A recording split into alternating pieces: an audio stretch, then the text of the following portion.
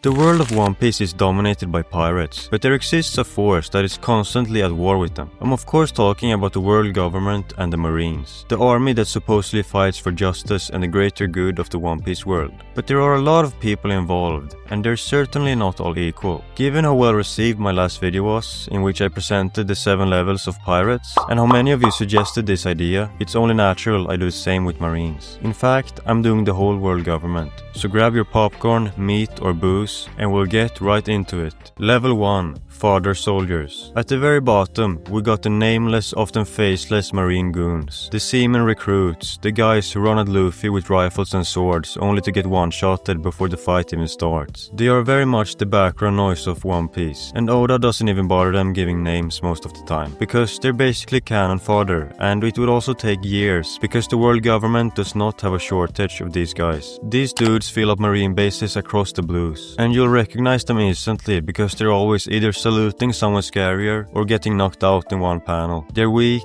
they're disposable, and honestly, their only role is to make the more prominent characters look cooler. But there are a few named ones, and examples of fodder soldiers that do something of note are Rokaku from Shellstown, that refused Axe and Morgan's order and got cut down as a result. We also got Lines in Baratie. He was the guy that Jin shot after escaping captivity. And then we got Asahia. He's the guy that got his shadow stolen by GEKKO. Even Kobe and Helmeppo started here when they first joined, and we all remember how much of a yoke they were at that time. But they didn't stay at this level for long, and we'll see them again soon. I've had this thought for quite some time. It's quite curious that there are literally 0 women at this level. It seems women in the Marines can only hold higher ranking positions for some reason. At this level, you're barely enforcing justice. You're just the guy screaming "yes sir" right before Zoro slashes your sword in half. Level 2. Small fish. Now we're moving up a bit. These are the first Marines with actual authority. The guys running a base or a ship, barking orders at the goons. They can actually pose a real challenge if you're an East Blue pirate, but compared to Grand Line Standard, they're still basically speed bumps. Take Axe and Morgan. This dude walked around thinking he was the biggest deal in the world, and then Zoro dropped him like it was nothing. Morgan was actually so arrogant to the point I think he never left Django's hypnosis. We could also take Captain Nezumi as an example, the rat guy who coasted up to Arlong just to get some extra cash. He was technically a marine officer, but more like a corrupt accountant with a uniform. And if you thought this video would be all about marine ranks, you're wrong, because we actually have a Commodore at this level, which is quite a high rank. I don't know if you remember him, Pudding, the guy that tried to capture Arlong. In fact, he never even saw Arlong, because he and all his men were sunk by Arlong's crew, meaning a Commodore of the Marines got defeated by pirates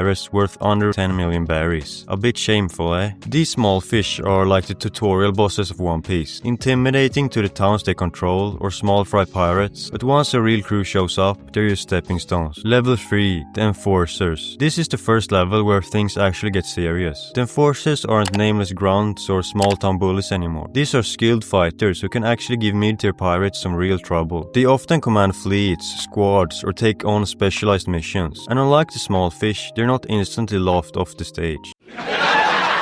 Tashigi fits right in here. Not the strongest in the series, sure, but definitely capable of handling herself against most rookies. Or Hina, the Black Cage, who's competent enough to wrangle up entire crews when they cross her. These are Marines with real ability and actual reputations, not just inflated egos. I also see current day Helmeppo here. After his insane training with Gar, he grew from an arrogant brat to a valiant fighter capable of using at least some of the 6 powers. Nice to see him rank higher than his father. But this level isn't just about the Marines. This is also where Cyberpol starts making their presence felt. Agents like Blueno, Fukuro, or Khalifa from CP9. They had difficulty matching the strength of pre-timeskip Straw Hats, but they are still highly skilled assassins. The kind of people the world government sends when they want a problem to disappear quietly. We see a bunch of rear admirals of this tier clashing at Marineford, strong enough to hold their ground, but clearly not the deciding forces in the war. That's the Enforcers in a nutshell. They're the solid mid-level of the world government machine. Against Fodder, they're unstoppable, but they're not quite top tier. Before we move on, I quickly have to mention that everyone that doesn't have Pearl from Don Krieg's crew as their absolute favorite character have to subscribe. So if he isn't your favorite character, make sure to hit subscribe. Level 4. The Iron Wall. This is where Marines stop being background noise and start being real threats. The Iron Wall is largely made up of Vice Admirals, along with the operatives of CP0. the shadowy secret police that strike fear into even seasoned pirates. But some marines with lower ranks sneak their way up here, and the best example is Kobe, because his rise is one of the most insane transformations in the story. We met him as this timid, stuttering cabin boy under Alvida. He was below even level 1, but through sheer determination and insane training, he climbed all the way up to stand shoulder to shoulder with vice admirals, or even surpass them. The power he showed during Egghead is unlike anything we've seen from most vice admirals. Of course, Kobe's not alone. Another member of Sword also fits here, Prince Gruz, who is being set up as Kobe's rival. We also got Smoker at this level. He was introduced as a potential long-standing rival of Luffy, but well, that kinda fizzled out, which is a shame. He still deserves some respect nonetheless. You've also got Momonga, the disciplined vice admiral, who never lets his guard down, even against Boa Hancock's charms. Or Virgo, a brutal fighter that maybe loves armament haki a bit too much. As it turns out, he was actually Doflamingo's undercover pawn though. And I gotta mention Doll. She's so incredibly,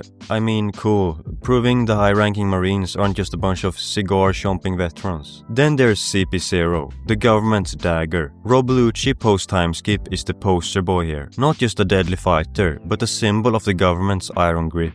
I think Guernica also deserves a mention. He took out Apu and Drake with ease and managed to interfere in the clash between Luffy and Kaido to the extent that everyone thought Luffy might have actually died. The Iron Wall doesn't decide the world's fate, but they're the ones who enforce it. When these people show up, you know things just got serious. Level 5, the Executioners. Now we have reached the true monsters of the world government. This level is mostly made up of the admirals and the shadowy, terrifying God's Knights. When these people move, entire nations tremble. Let's start with the admirals. Each one of these guys is basically a walking natural disaster. Aokiji can freeze entire oceans in seconds. Kizaru moves at the speed of light and seems unfazed with almost anything. Fujitora can literally drop meteors from the sky, and Green Bull can drain life itself from an entire region. The power of these guys is almost absurd. And these guys don't just fight any pirates, they fight emperors on even footing. Aokiji once went 10 days straight clashing with Akainu, reshaping the very climate of Punk Hazard in the process. Standing parallel to them in this level, we have the God's Knights. These aren't your average world nobles hiding behind bubbles. These are the celestial dragons who can actually fight and have been granted temporal immortality by Imu. Their supreme commander, Figarland Garling, casually executed a fellow world noble because he didn't fit the standard. The God's Knights oversee disputes between nobles, and when things get really bad, like the revolutionary army making moves, they're hinted to be the ones unleashed to clean up. Together, the admirals and the God's Knights represent the world government's ultimate force of violence. Different sides of the same terrifying coin. They're not the rulers of the world, but they're the hammer that makes sure the rulers keep control. Level 6, the world's architects. Welcome to the level where the world government's power isn't just enforced, it's designed. The world's architects are the people who shape the balance of the entire planet, wielding military might, political authority, and a presence that defines eras. This is where the fleet admiral sits, currently Sakazuki, also known as Akainu, commanding the marines with absolute authority. He's been shown to hold incredible strength, even managing to win the clash between Aokiji, and as we all know, it's because of him that Ace is no longer with us. And then we have a man I couldn't put any lower than this, Garp, the marine who is basically a legend incarnate. He doesn't hold the rank of fleet admiral, and he never did, but his influence is undeniable. Garp's legacy spans decades. He fought Roxy Sebek and Goldie Roger directly, and he shaped more than one era of marines. He trained the next generation of heroes. His strength is Yonko level in pure combat terms, and his reputation alone commands respect and fear across the seas. That's why he belongs in this tier, not for titles, but for the sheer scale of his impact on the world. Sengoku is also at this level, despite all the slander, a man whose leadership and vision defined marine strategy for decades. Then we got Kong, the fleet admiral that served prior to Sengoku. We do not know much about him, but we can only assume the strength he possessed to reach such a position. Sitting at the same level is also the Gorosei, or the Five Elders. They are the ultimate political and military power players within the world government, at least publicly. They command near absolute sway over the marines. Cyberpole, and even until their dissolution, the 7 warlords of the seas. Recently in the Egghead arc,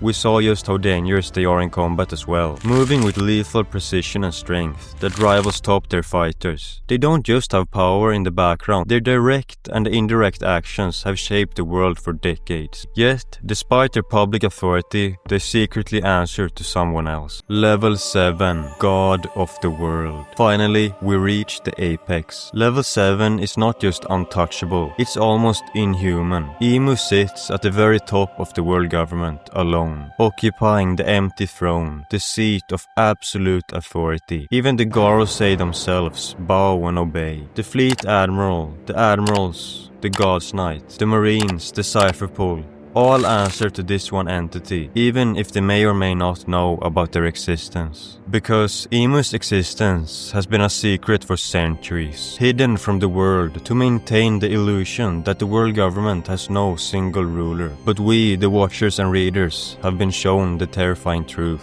This is a being who orchestrates wars, manipulates nations, and most of the time, they don't even have to lift a finger. But when they do act, the results are apocalyptic. Entire islands can be obliterated in seconds, like Lulusia Kingdom, with a single command. There is no thought of compassion or humanity. The only priority is keeping power. Combat-wise, Emu seems to be the nightmare incarnate. Even against the giant warrior pirates or Rox Disebek, Emu faced them with zero hesitation. Rox had no choice but to retreat. Power, influence, authority, and fear all converge in this one figure. The very idea of challenging Emu is laughable. There is no equal. Emu is the ultimate architect of the One Piece world, the absolute god of the world. Now that you know the 7 levels of Marines, surely you want to find out the 7 levels of pirates as well. Luckily, I made that video. You'll never guess who's hiding in level 7.